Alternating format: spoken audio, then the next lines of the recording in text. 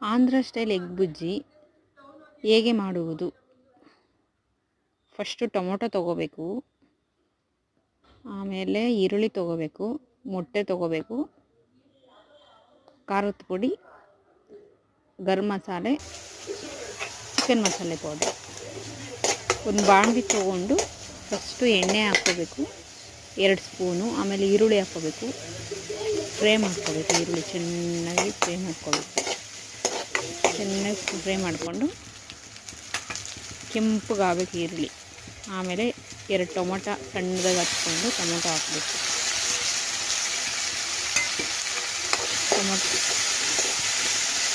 Tomato ಈರುಳ್ಳಿ ಚೆನ್ನಾಗಿ ಕೆಂಪಗಾಗಬೇಕು. ಈರುಳ್ಳಿ ನೀವು ಮನೇಲಿ ಏನೂ ಇಲ್ಲ ಅಂದರೆ ಆರಾಮಾಗಿ 5 ನಿಮಿಷ ಮಾಡ್ಕೋಬೋದು. ಆಂಧ್ರ ಸ್ಟೈಲ್ ಎಗ್ ಬುಜ್ಜಿ ಬ್ಯಾಚುಲರ್ ಮಾಡ್ಕೋಬೋದು,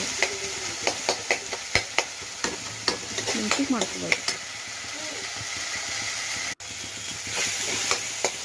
ಚೆನ್ನಾಗಿ ಉರಿಬೇಕು ಟೊಮೊಟೊ ಹಣ್ಣು, ಈರುಳ್ಳಿ.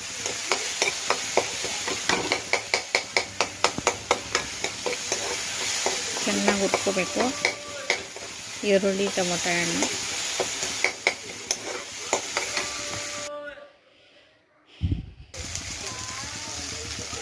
ಆಮೇಲೆ ಖಾರದ ಪುಡಿ, ಧನಿಯಾ ಪುಡಿ, ಚಿಕನ್ ಮಸಾಲೆ ಹಾಕೋಬೇಕು.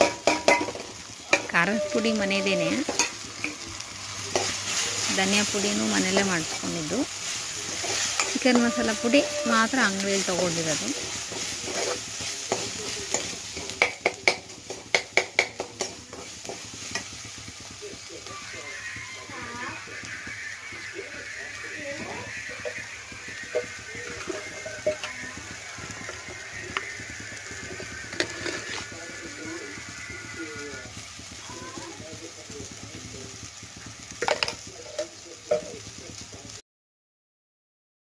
ತೊಗೋಬೇಕು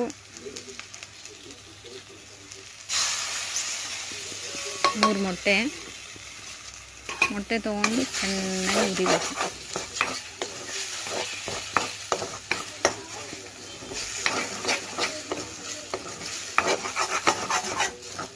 ಚೆನ್ನಾಗಿ ಉರಿಬೇಕು.